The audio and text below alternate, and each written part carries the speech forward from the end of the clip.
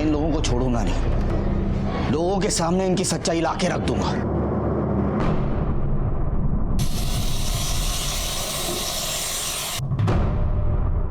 चलो ठीक है, मान लेते हैं तेरी बात, लेकिन तू उनकी सच्चाई लोगों के सामने लाएगा कैसे? इस तरह के लोगों की पहुंच बहुत ऊपर तक होती है रे। जो हो गया सो हो गया, भूल जाए ये सब।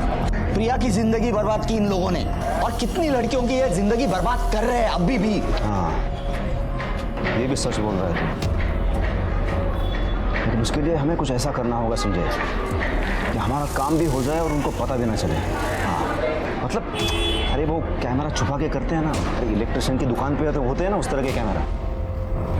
हर गुनाह अपने होने से पहले विक्टिम को और उसका असर झेलने वालों को दस्तक जरूर देता है, लेकिन जब दिमाग में शक घर कर जाता है तब कानों को वो दस्तक सुनाई नहीं देती, आंखों को दिखाई नहीं देती। नमस्कार, मैं inspector Rajesh Jadhav crime petrol Dastak के आज के इस एपिसोड में आपका स्वागत करता हूं। आज से लगभग 1 साल पहले मेरे सामने एक केस आया था, एक मर्डर केस जो बहुत ही भयानक था, चौंका देने वाला था, जहां पर एक आदमी के दिमाग का शक गुनाह की नींव बना और जिसने उसके पूरे परिवार को तहस नहस कर दिया। ये दे।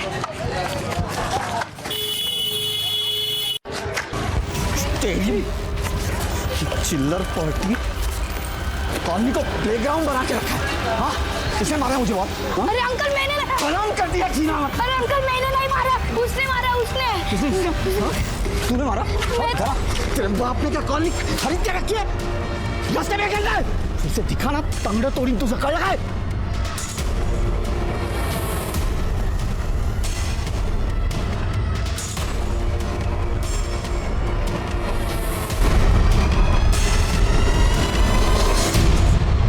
पापा हम चुपचाप खेल रहे थे, वो संजय अंकल आए और बहुत मारा हमें। क्या आपको भी गाली दी? पापा बोला तेरे बाप ने यहाँ प्लेग्राउंड बनाया है क्या? आज बताता हूँ उसको कि किसने क्या बनाया। सर फोड़ दूंगा साले का। मेरे बेटे को हाथ लगाने की हिम्मत कैसी की उसने? आज उसका फैसला ही कर देता हूँ। चल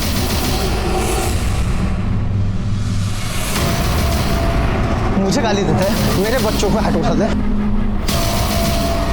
आज छोड़ेंगे साले को। हमारे बच्चे को मारता है। दरवाजा खोल।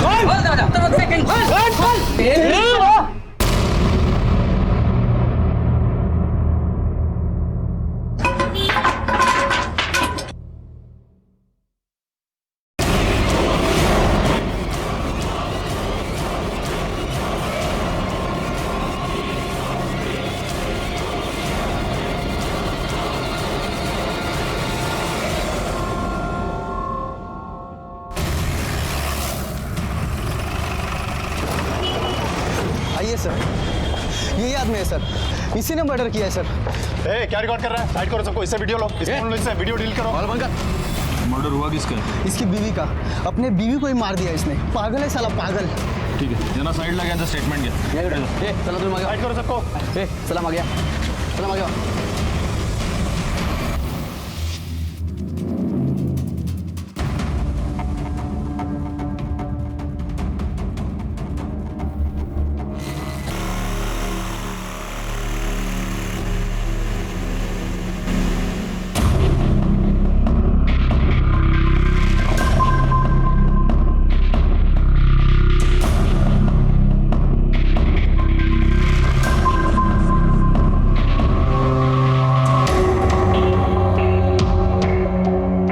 सर, बॉडी की हालत देखकर ऐसा लगता है कि इसका खून करने से पहले इसको बहुत ही बेरहमी से पीटा गया है। ये मर्डर पति और पत्नी के झगड़े का नतीजा है, और झगड़े की वजह कुछ भी हो सकती है।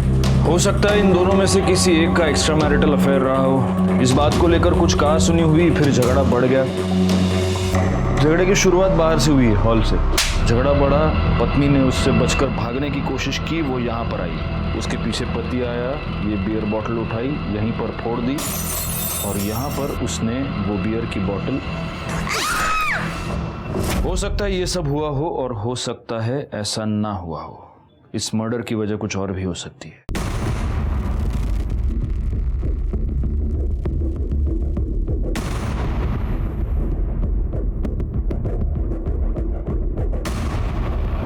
Engine oil? इसकी बॉडी पर इंजन ऑयल क्या कर रहा है? सुनाओ, फोटोग्राफर्स, फिंगरप्रिंट और फोरेंसिक्स को बुलाओ। पहली नजर में देखने पर यही लगा कि ये पति पत्नी के झगड़े का नतीजा था। घर की हालत देखकर यह लग रहा था कि खून होने से पहले शायद दोनों के बीच घमासान लड़ाई भी हुई थी। वैसे तो देखने में ये एक ओपन एंड शट केस लग रहा था, एक सीधा साधा मर्डर केस, लेकिन ऐसा था नहीं।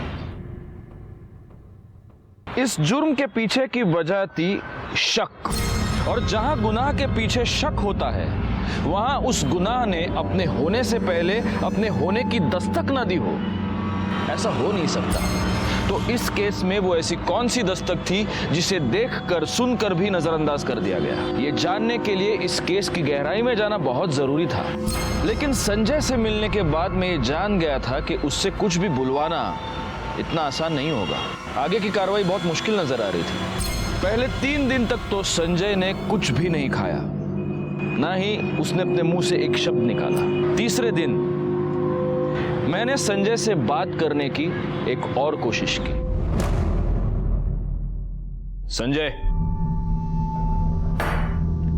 खाओ, वड़ा पाव खाओ। लो लो, बाजार का वड़ा पाव नहीं है, घर का है, मेरी बीवी ने बनाया।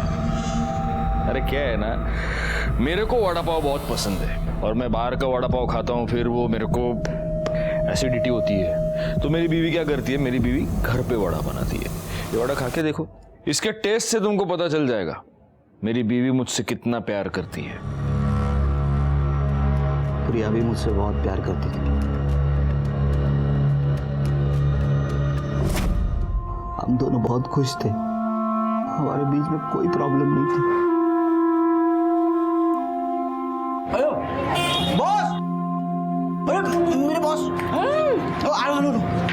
अरे बॉस क्या घूम रहा है? अरे संडे है ना सर, छुट्टी।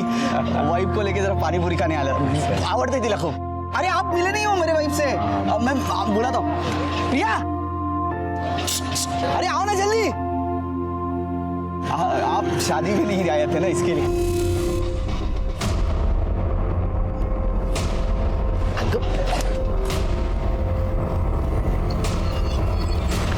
बॉस सर, अरे काय झालं? नाही माहिती मला, म्हटलं तुझी ओळख करून दे, चले गए। जाऊ द्या ना, अरे गेले। पाणीपुरी खाऊ आपण. हाँ हाँ? हाँ। Good morning. अरे संजय, हाँ? इतना लेट? अरे वो बाइक खराब हो गई थी। बहुत सुबह से 4 बार तुझे पूछ चुके हैं। बॉस क्यों, क्या हुआ? मुझे क्या पता, खुद जाके पूछ ले। मैं कम इन सर? हाँ संजय, आ जाओ, कम बैठो। अरे बैठो यार, बैठो। सर, कल जो लड़की तुम्हारे साथ थी, तुम्हारी वाइफ थी क्या? हाँ सर, मेरी बीवी है प्रिया। अच्छा अच्छा, तो तुमने लव मैरिज की या अरेंज? लव नहीं सर, अरेंज मैरिज। शादी से पहले कोई इंक्वायरी की थी या सीधा शादी कर ली? क्यों सर, आप क्यों पूछ रहे हैं ऐसा? आप प्रिया को जानते हैं?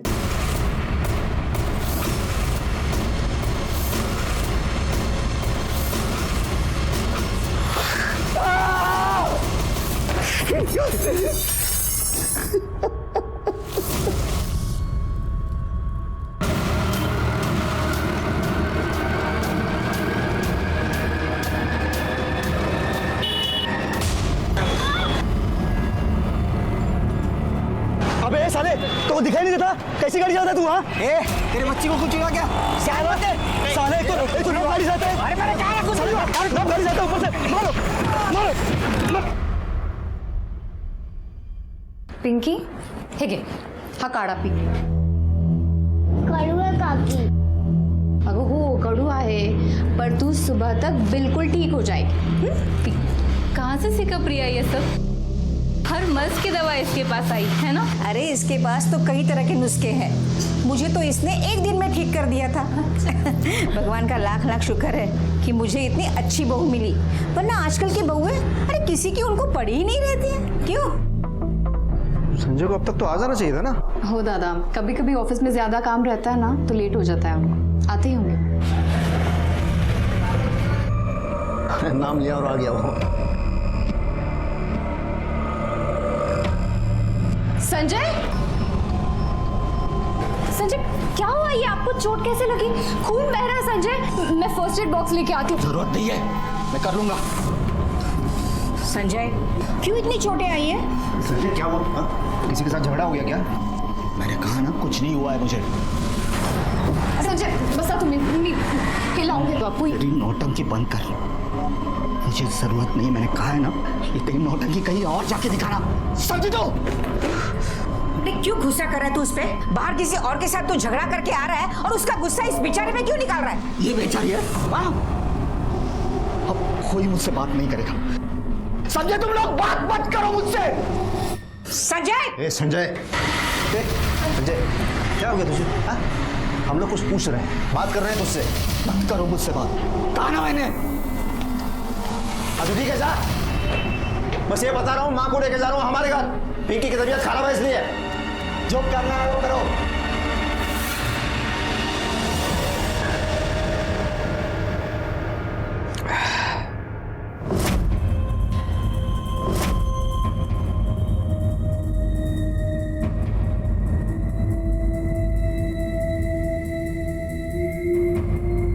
कम से कम ये हल्दी वाला दूध पी लीजिए, आपको आराम मिल जाएगा।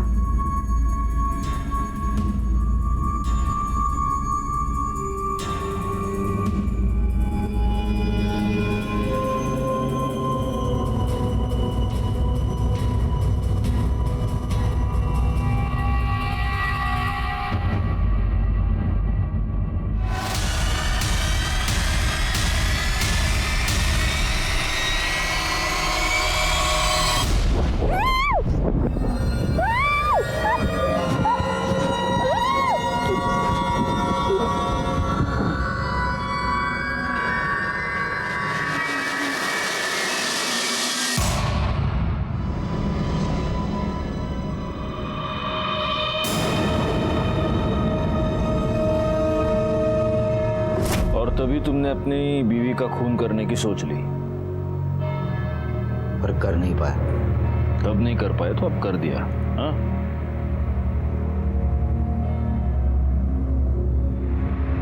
आपकी बीवी वड़ा पाव अच्छा बनाती है। बताऊंगा मैं उसको, अच्छा लगेगा उसे। चाय पियोगी?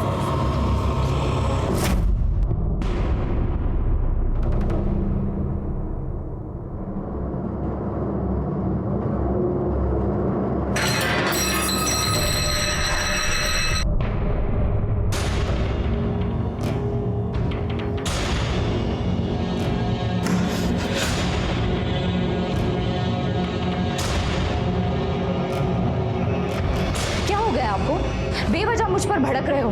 दादा की भी इंसल्ट की, उन्हें भी उल्टा जवाब दे दिया। मुझसे तो बात तक नहीं कर रहे हैं। आखिर ऐसा हो क्या गया आपको? जानना चाहती हो तुम क्या हुआ है मुझे?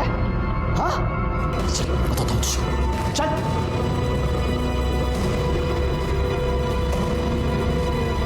बहुत नाटक कर दिया ना, सब बताता हूँ तुझे, चल। सर यही है ना वो? हाँ इसे बताइए जो आपने मुझे बताया था। और तू तो पहचानती है नहीं, ये मेरे गुस्सा होने की वजह जानना चाहती है। बताइए इसे कैसे आपने इसे 25,000 में खरीदा था और कैसे आप इसके पहले क्लाइंट थे। क्या अनाप शनाप बक रहे हो तुम? हैं? मैंने तो तुमसे ऐसा कुछ नहीं कहा। आप क्या कह रहे हैं? यही है संजय, मैं बात करता हूँ तुमसे। मैडम आप प्लीज़ 2 मिनट के लिए बाहर जाइए, मुझे संजय से अकेले में कुछ बात करनी है, प्लीज़।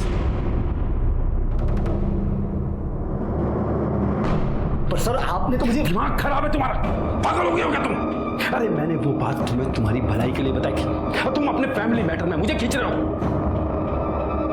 संजय ये तुम्हारा और तुम्हारी पत्नी का आपस का मामला है, इसे घर जाके सॉल्व करो। यहाँ ऑफिस में तमाशा करने की जरूरत नहीं है, वरना अपनी जॉब से भी हाथ धो बैठोगे तुम। चलो निकलो यहाँ से। I say get out!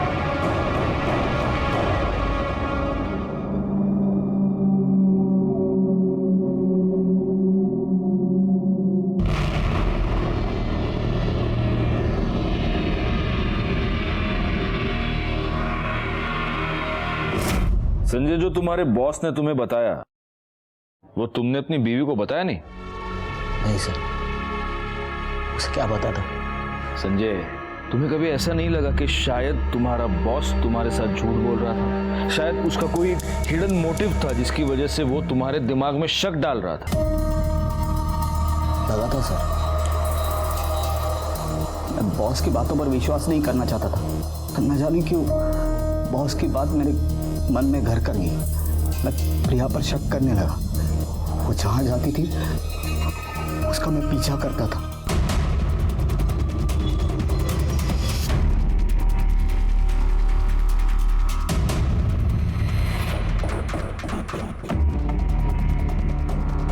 उस दिन संजय ने अपने शक की कहानी वहीं तक सुनाई, लेकिन चूंकि अभी ये केस सॉल्व हो चुका है, इसके आगे की कहानी मैं आपको बता सकता हूं। संजय ने प्रिया का पीछा अपने सास के ऑफिस तक यानी विकास केंद्र तक किया।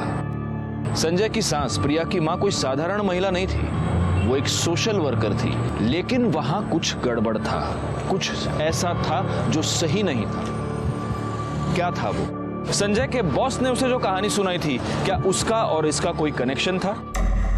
आई कुठे आतमध्ये? हाँ, मेडिकल कैंप वाले से बात हो गई है। 1-2 दिन के अंदर आने वाले हैं केंद्र में।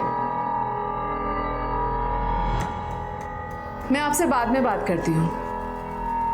मुझे बहुत डर लग रहा है, समझ नहीं आ रहा है क्या करूँ। आई, मुझे ऐसा लग रहा है कि संजय को सब सच पता चल गया है, सब खत्म। तो इतना यकीन से कैसे कह सकती है कि उसे सब पता चल गया है?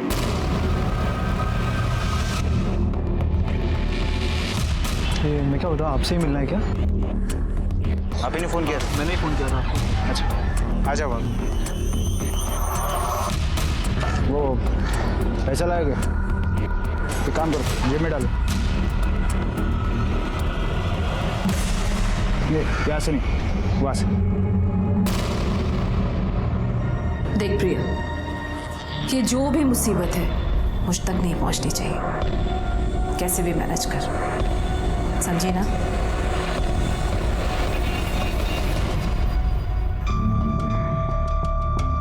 अरे संजय, काय झालं? क्यों इतना घाई घाई में मुझे बुलाया? प्रिया को आने दो, सब कुछ पता था।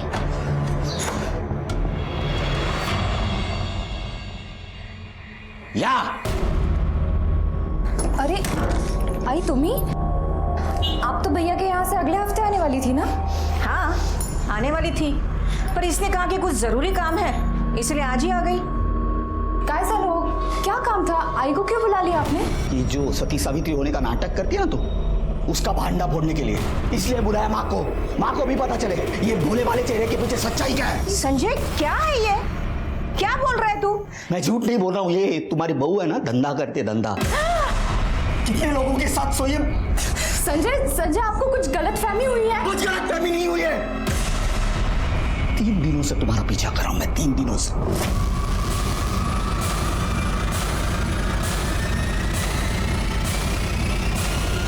और मां, इस समाज सेवा में ये सती सावित्री अकेली नहीं है।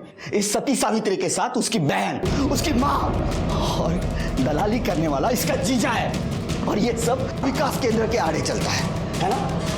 हाँ, कल मैंने देखा था तुझे तेरे जीजा जी के साथ गाड़ी में जाते हुए। क्लाइंट के पास गई थी ना तू? मुझे तो बोल के गई थी मार्केट जा रही हूँ। धंधा करती है ना तू? अरे संजय, काय बोलतोस तू है? तेरा दिमाग तो ठीक है? माँ, अभी दिमाग ठिकाने आया है। मालूम नहीं कितने लोगों के साथ सोई है। मेरे बॉस के साथ। देखो संजय, मुझे समझ नहीं आ रहा कि ये बात मैं तुमसे कैसे कहूं, लेकिन तुम्हारी वाइफ एक सेक्स वर्कर है, एक प्रोस्टिट्यूट। सर, आज से 5 साल पहले 25,000 रुपए देकर मैंने उसके साथ एक रात गुजारी थी और मैं उसका फर्स्ट कस्टमर था। देखो संजय, मैं चाहता तो ये बात तुम्हें नहीं बताता, लेकिन हो सकता है उसने तुम्हें झूठ बोला हो या कल को तुम्हारे साथ कुछ गलत हो जाए, इसीलिए मैंने ये सब कुछ कहा। संजय, अगर ये उसका पास था और वो ये सब कुछ छोड़ चुकी है, तुमसे प्यार करती है, तुम्हारे प्रति ईमानदार है, तो फिर इन बातों का कोई मतलब नहीं है। फिर तुम उसके साथ आगे की जिंदगी अच्छे से जी सकते हो।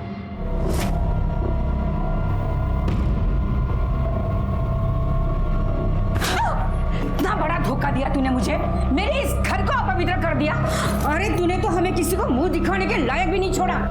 निकल यहाँ से, निकल यहाँ से, निकल यहाँ से, मैं बोलती हूँ, निकल यहाँ से, मेरी बात सुन, निकल यहाँ से। ये तेरे मगरमच्छ के आंसू है ना, जाकर कहीं और बहा, और इस घर में आने की कोशिश भी मत करना।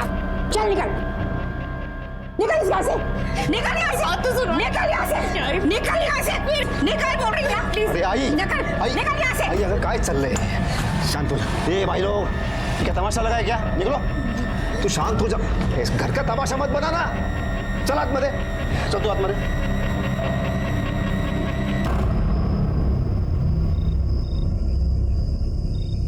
संजय, कितनी बार मैंने तेरे को कहा है, मैं गुस्से को थोड़ा काबू में रखा कर।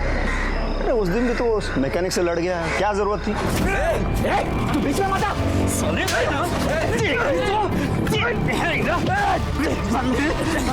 संजय, संजय, क्या कर रहा है तू? छोड़ दे। संजय, फिर से मेरी बीवी की तरफ आंख उठा के देखा ना, आंखें फोड़ दूंगा, जिंदा गाड़ दूंगा तुझे। बहुत गलत किया तूने मुझे हाथ लगा के। जानता नहीं मैं कौन हूँ। दादा, उस दिन मैं गलत हो सकता हूँ, पर आज नहीं। मैंने खुद पीछा किया। बहुत कुछ गलत चल रहा है दादा। प्रिया एक प्रोस्टिट्यूट है, वेश्या है वो। बस बहुत हो गया, बहुत सुन ली तेरी बकवास मैंने। अरे क्या सबूत है तेरे पास? है क्या कुछ? नहीं, सिर्फ शक है, शक। वो भी तेरे उस मक्कार बॉस ने तेरे दिमाग में घुसा दिया है। अरे जो खुद इतना घटिया इंसान है, जो खुद धंधे वाली के पास जाता है, उसकी क्या गारंटी है कि वो सच बोल रहा है? तो ऐसे घटिया इंसान पे भरोसा करके तू अपनी बीवी पे शक कर रहा है? मुझे ये बता, अगर कल आके कोई मेरे बारे में उल्टा सीधा कह दे तो उस पर भी यकीन कर लेगा? करेगा? नहीं दादा, ऐसे कैसे? ऐसे मां, संजय एक मेरा छोटा भाई है रे, हाँ? पर तू मुझे कुछ समझता है ना? मैं जो कह रहा हूँ वो बात मान ले। अभी के अभी जा प्रिया के पास और अपने किए की माफी मांग ले उससे, सब ठीक कर ले, उसे वापस ले आ, बस उतना कर ले बस।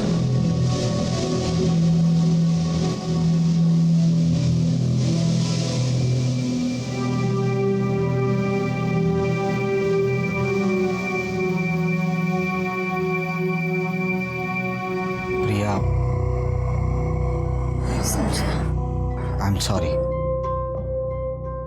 मुझसे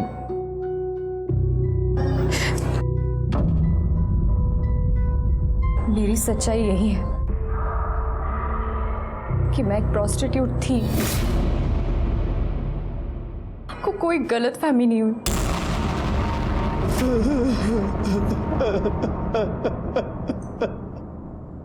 संजय, तेरी बीवी ने तुझसे सच बता दिया कि वो प्रोस्टिट्यूट थी, और गुस्से में आकर तूने उसे इतनी बेरहमी से मार दिया। मैंने प्रिया को नहीं मारा, मैंने प्रिया को नहीं मारा, मैं सच कह रहा हूँ सर। झूठ बोल रहा है तू। मर्डर के बाद तेरी पूरी कॉलोनी ने तुझे खून से लथपथ देखा था, और तेरे फोन की लोकेशन भी क्राइम सीन की ही थी। सर, प्रिया मर्डर केस की फॉरेंसिक मामले रिपोर्ट आ गई। संजय, सारे सबूत तुम्हारे खिलाफ हैं। अच्छा होगा अगर तुम खुद सच बोल दो।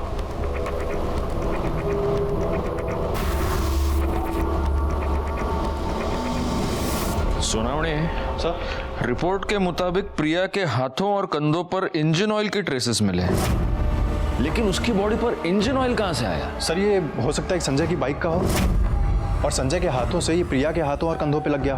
और सर वैसे भी जब हम मर्डर स्पॉट पे गए थे तो संजय के हाथ पहले से ही खून से इतने लथपथ थे, शायद इसीलिए हमने नोटिस ना किया हो। एक काम करो, क्राइम के टाइम संजय ने जो कपड़े पहने थे वो टेस्टिंग के लिए भेज दो। अगर ऑयल वहां से आया है तो संजय के कपड़ों पर जरूर मिलेगा। सब ये संजय तू घबरू तो कुछ रे संजय। देख, जब तक मैं हूं ना तुझे कुछ नहीं होगा। हाँ, मैंने तुझे भाई की तरह नहीं, अपने बेटे की तरह पाला है। और तू देख ना, मैं कैसे अपने बेटे को यहाँ से जल्द से जल्द बाहर निकालता हूँ। हाँ चलो चलो, मिलने टाइम खत्म हुआ। तू मेरे को संजय ये तो कर प्लीज।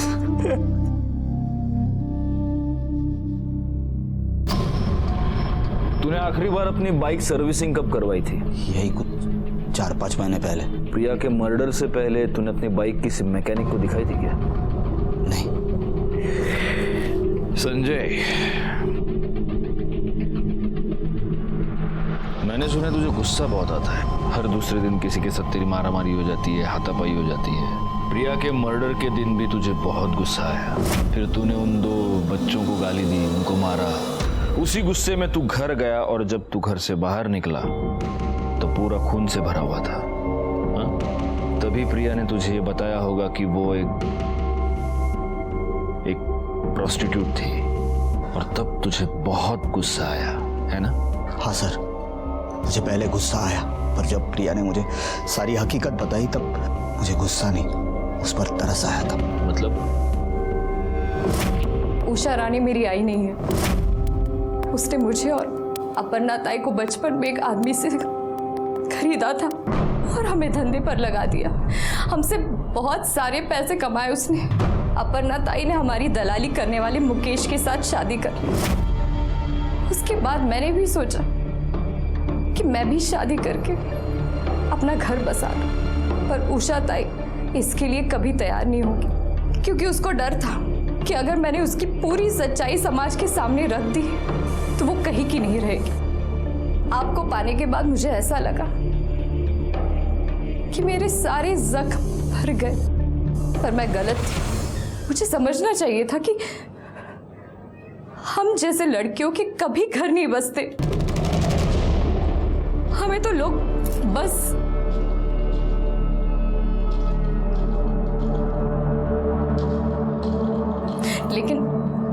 लेकिन आप टेंशन मत लीजिए, मैं आपको छोड़ के चली जाऊंगी बिना किसी तमाशे के। मुझे और कुछ नहीं चाहिए, बस आप खुश रहो।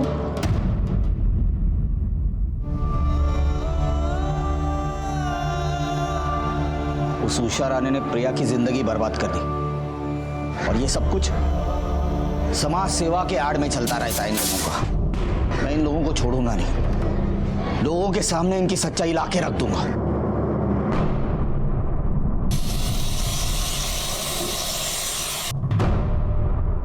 चलो ठीक है, मान लेते हैं तेरी बात, लेकिन तू उनकी सच्चाई लोगों के सामने लाएगा कैसे? इस तरह के लोगों की पहुंच बहुत ऊपर तक होती है रे। जो हो गया सो हो गया, भूल जाए ये सब।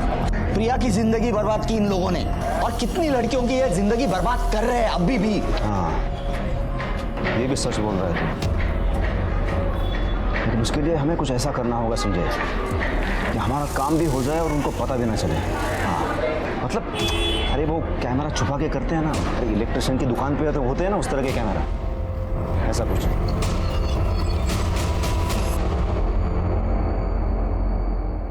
अरे दामाद जी, ऐसे अचानक? बैठिए, क्या लेंगे आप? कुछ लेने नहीं, देने आया हूँ। आखिरी वार्निंग दे रहा हूँ तुझे, ये जो गोरख धंधे ना बंद कर। मतलब आप क्या बोल रहे हैं? मुझे कुछ समझ में नहीं आ रहा है। ओह, तुझे समझ में नहीं आ रहा है? बहुत बोली है तू। हाँ, इस 4 दीवारियों के अंदर क्या चलता है सब कच्चा चिट्ठा है मेरे पास। इस पेन ड्राइव में स्टिंग ऑपरेशन करवाया था इस जगह का मैंने। समाज कल्याण की आड़ में तू लड़कियों से धंधा करवाती है, आना। देखिए, आपको कुछ गलतफहमी हुई है, वो सब तो मैंने कब का बंद कर दिया। अच्छा, तो तुम्हारा ड्राइवर लोगों से पैसे लेके उन्हें पिछले रास्ते कहाँ छोड़ता है?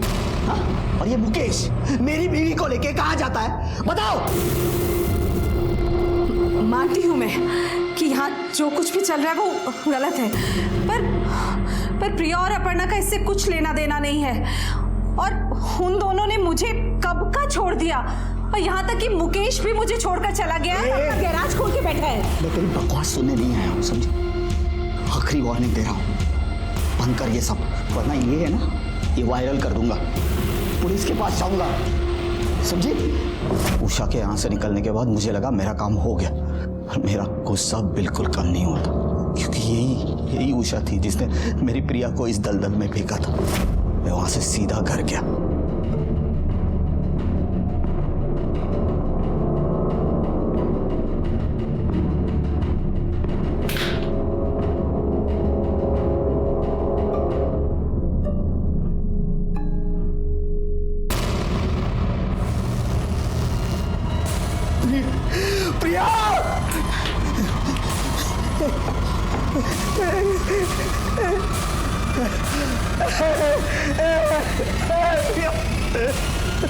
विकास केंद्र का तूने स्टिंग ऑपरेशन किया, वो वीडियो पेन ड्राइव कहाँ है? सर मैंने कोई स्टिंग ऑपरेशन नहीं किया।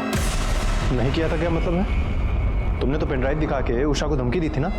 सर मेरा प्लान था स्टिंग ऑपरेशन करने का, इसलिए मैंने एक दोस्त को मदद के लिए बुलाया, पर लास्ट मोमेंट पे उसने मेरी मदद करने से मना कर दिया, तो स्टिंग ऑपरेशन वही रुक गया। और प्रिया ने मुझे उषा के बारे में सब कुछ बता दिया था, और कैसे भी करके मुझे उषा के ये सब गोरख धंधे बंद करने थे।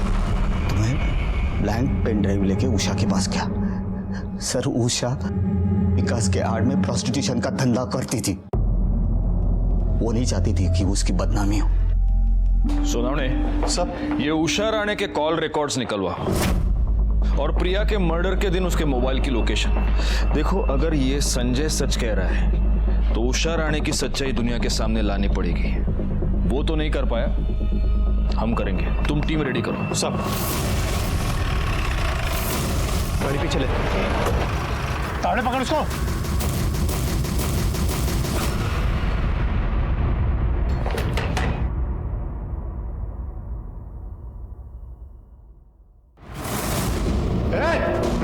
मॅडम यांना सगळ्यांना साईडला घ्या. चला एक साईडला या इकडे.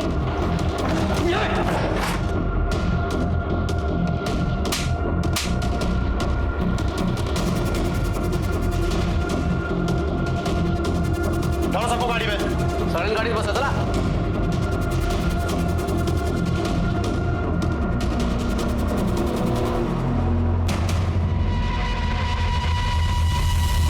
संजय ने उषा राणे के बारे में हमें जो भी बताया था वो सब सच निकला। उषा राणे वाकई में प्रोस्टिट्यूशन का एक बहुत बड़ा रैकेट चला रही थी। इसका मतलब संजय की और भी बहुत सारी बातें सच हो सकती हैं। एक काम करो सोनावणे, सर उषा राणे के बारे में अपने आसपास के सारे पुलिस स्टेशन और खबरियों को डिटेल्स दे दो। और प्रिया की वो बहन, क्या नाम है उसका, अपर्णा, उससे भी पूछताछ करो। उषा राणे के बारे में जितनी भी इंफॉर्मेशन मिल सके सारी निकालो जल्दी। सब ओके? या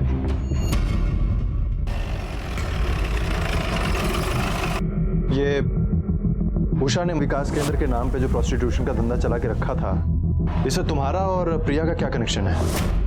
सिर्फ इतना कि हम दोनों बहनें भी उसके लिए बाकी लड़कियों की तरह कमाई का जरिया थे, और शादी के बाद हमने उसे और उसने हमें छोड़ दिया था। और तुम्हारे पति मुकेश ने? उसने भी वहाँ से निकलने के बाद उसने एक छोटा सा गराज खोला और ईमानदारी की 2 रोटियां खाने के लिए दिन रात मेहनत कर रहा है। रिपोर्ट के मुताबिक प्रिया के हाथों और कंधों पर इंजन ऑयल के ट्रेसेस मिले हैं।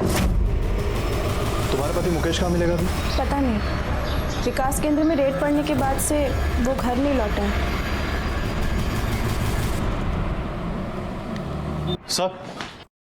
सर उषा और महेश का पता चल गया है। गुड, चलो चलो।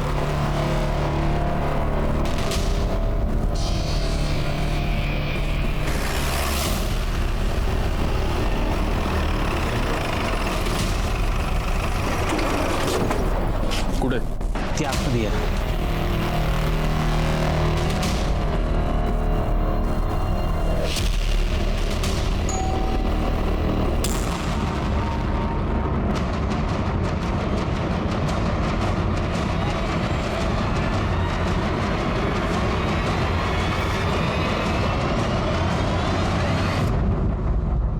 गया ना? अरे किया क्या है मैंने? मुझे किया क्या है? ऐसे कैसे ले जा सकते हैं मुझे? मैं क्यों मारूंगी उसे? ये क्या है? हाँ? क्या ये? तुम्हारे कॉल रिकॉर्ड्स हैं। जिस दिन प्रिया का खून हुआ उस दिन तुम और मुकेश प्रिया के घर के पास थे। संजय पेन ड्राइव और स्टिंग ऑपरेशन की धमकी देकर गया तो मैं डर गई थी। आखिरी वार्निंग दे रहा हूँ, बंद कर ये सब, वरना ये है ना, ये वायरल कर दूंगा। उसके बाद फौरन मैंने मुकेश को फोन लगाया। हेलो। संजय को समझाना पड़ेगा, अगर उसने वो पेन ड्राइव पुलिस या मीडिया को दे दी तो सब खत्म हो जाएगा। मैं तो बुरी तरह फंस जाऊंगी और तू भी नहीं बचेगा। मदद मांग रही है या धमका रही है मुझे? मैं सिर्फ बता रही हूँ तुझे, जिस तरह से वो मुझसे गुस्सा है ना, मेरी एक भी नहीं सुनेगा। अब तू ही उसे समझा सकता है। ठीक है, तुम पहुंचो उसके घर, मैं भी आता हूँ। दोनों मिलकर समझाएंगे तो कहीं नहीं जाएगा वो, टेंशन मत ले। हाँ मुकेश, मैं पहुंच गई हूँ। तुम इधर मत आना अभी, इधर पहले से कुछ तो भी लफड़ा हुआ है। मुकेश वहाँ, हेलो। कहानी बहुत अच्छी है लेकिन सच्ची नहीं है, क्योंकि सच ये है कि तुम दोनों ने प्रिया को मार दिया और वहां से भाग गए। सर, मुझे उसे मारना ही होता तो मैं उसी दिन मारती जब उसने शादी की बात की थी, तो शायद ये सब कुछ नहीं होता उसके साथ। और मैं उसे क्यों मारूंगी सर? प्रिया और अपर्णा मेरी बेटी से भी बढ़कर है। लेकिन तुम उनकी माँ नहीं हो, क्योंकि कोई भी माँ अपनी बेटी से धंधा नहीं करवाती और अपना धंधा चौपट होता देखकर अपनी बेटी को मार नहीं देती। ठीक है, अगर ये सच है तो साबित करके दिखाइए। साबित तो मैं करूंगा मैडम। इस वक्त मेरे पास खून के कोई सबूत नहीं है, पर आपके प्रोस्टिट्यूशन रैकेट के सारे सबूत हैं। इसलिए लंबी सांस लीजिए और यहाँ की आदत डाल लीजिए।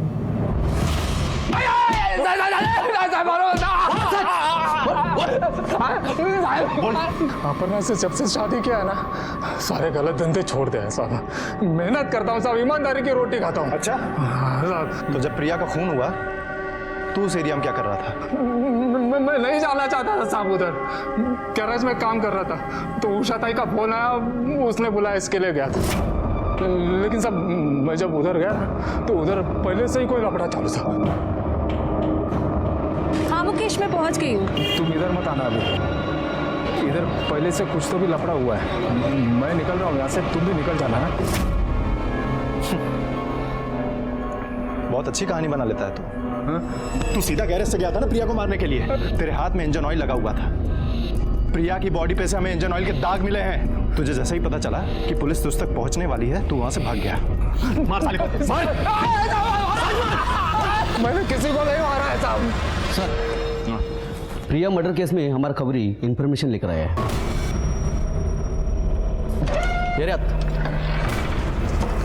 नमस्कार साहब, जिस दिन वो लड़की का मर्डर हुआ ना प्रिया, उसका 2 रोड छाप मैकेनिक के साथ लफड़ा हुआ था, आपने देखा साहब। और जिधर झगड़ा हुआ उसके सामने दुकान पे सीसीटीवी लगा हुआ है। आप उधर का फुटेज निकाल के देख लो, मालूम पड़ जाएगा कौन लोग थे। सर, ये देखिए, इन दोनों मैकेनिक्स ने प्रिया के साथ पहले भी छेड़खानी की थी और संजय के साथ हाथापाई भी हुई थी इन दोनों की। और सर, ये देखिए, ये मर्डर के दिन की फुटेज।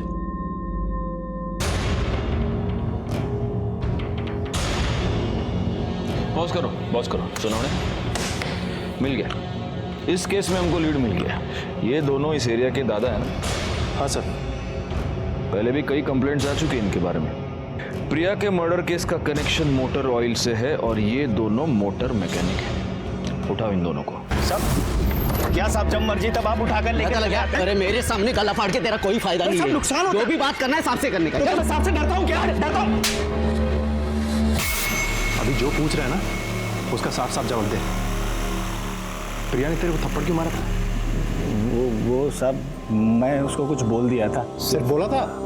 मतलब साहब मैंने छेड़ा था और वो मेरे को भड़क गई और उसने एक थप्पड़ मार दिया था मेरे को। और इसलिए तेरे को गुस्सा आया, तू उसके पीछे उसके घर तक गया और उसके घर में घुसकर तूने उसका खून किया। नहीं साहब, आज शपथ मैं किसी का खून नहीं किया साहब। अच्छा, ये देख देख देख, उसके पीछे किधर गया तू?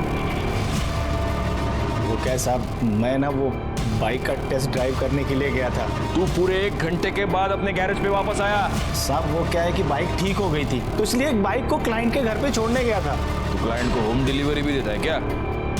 सोनावड़े, एक काम करो, इसका ये जो भी क्लाइंट है उसके पास इंक्वायरी करो और तब तक ये दोनों को बिठा के रखो इधर। साहब ऐसे बैठा के काय को रखने का? अगर अपन लोग झूठ बोला होगा ना तो वापस उठा के लाना। टाइम खोटी काय को करने का साहब?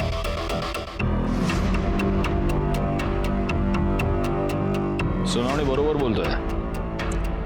इनको सिर्फ बिठा के मत रखना, अच्छी तरह से खातिरदारी करना इनकी। साहब अपन लोग कुछ नहीं किया साहब। कुछ नहीं किया? सड़क पे चलने वाली औरतें तुझे अपने बाप का माल लगती है क्या? सोनावड़े सर, अच्छी तरह से खातिरदारी करना इन दोनों की, और इतना मारो सालों को कि लड़की को छेड़ने से पहले इनकी हड्डियां बोलनी चाहिए। साहब आप लोग किसी को नहीं छेड़ा साहब। खातिरदारी करता हूं तेरी। ला सर, अच्छे से खातिरदारी की है दोनों की। लेकिन ये सुबह का डोज है, शाम को फिर फोड़ना उनको। ठीक है सर।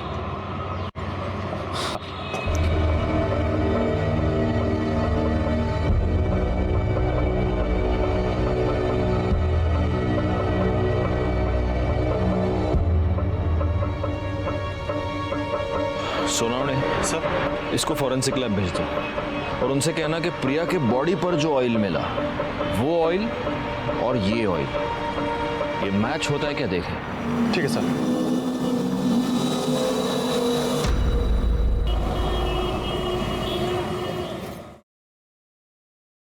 सर, प्रशांत आले। हाँ प्रशांत, आओ आओ। सर मुझे क्यों यहाँ पे बुलाया? आओ आओ बैठो।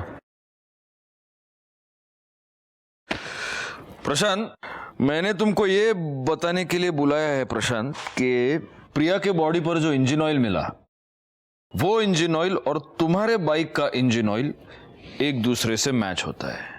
हाँ तो सर, इस तरह का ऑयल तो सड़कों पे काफी सारे बाइक्स पे मिलेगा। ये बात तो सही है, लेकिन फिर उन सब लोगों की मोबाइल लोकेशन प्रिया के घर के पास नहीं है मर्डर के वक्त, जो तुम्हारी है। सुनाओ देखो।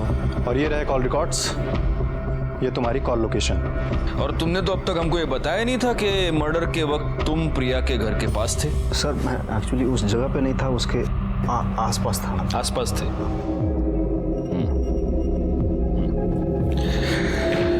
अब प्रशांत, मैं तुमको एक फिल्म दिखाऊंगा।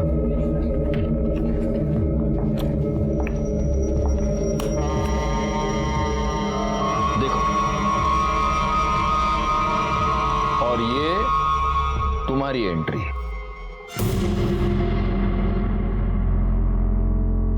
देखो, ये तुम प्रिया के पीछे उसके घर तक चले गए। शायद ये पूरा झगड़ा तुमने देखा था और इसी का फायदा तुमने उठाया। अब प्रशांत, कबूल करते हो की आता तुला घ्यायचं आम्ही आतमध्ये? हाँ सर, मैंने मारा है उसे सर। वो यही डिजर्व करती है सर। कि भोली भाली सूरत दिखा के उस धंधे वाली ने मेरे भाई से शादी की और उसकी जिंदगी नरक बना दी उसने।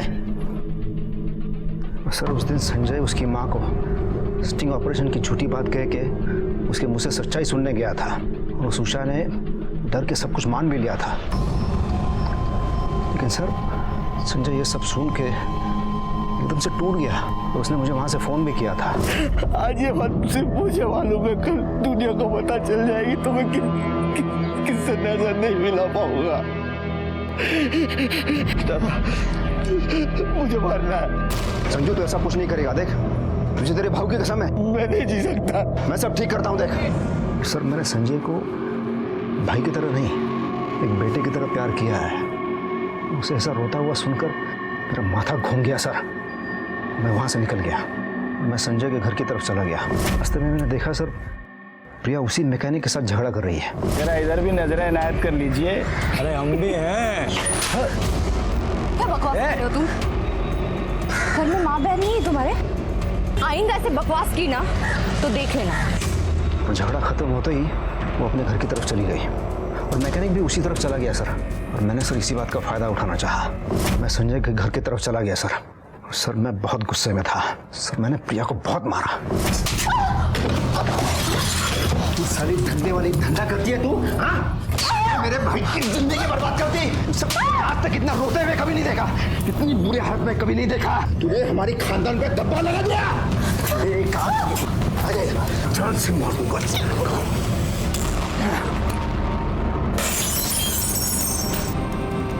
सर मैंने संजय को हमेशा एक बेटे की तरह पाला है, उसे कभी कोई तकलीफ नहीं होने दी मैंने। सर मैं जान गया था अगर वो प्रिया उसकी जिंदगी में रहती ना सर, उसे हमेशा दुख मिलता और इसीलिए उसे मरना जरूरी था। तुमको ऐसा लगता है प्रशांत कि तुमने अपने भाई को बचाया, लेकिन तुमने उसको दुख की दलदल में और ज्यादा धकेल दिया, क्योंकि आज भी तुम्हारा भाई प्रिया से बहुत प्यार करता है। वो ये मानता है कि प्रिया जैसी लड़की जिसने अपनी जिंदगी में इतना कुछ झेला है, उसे एक अच्छी जिंदगी जीने का अधिकार है।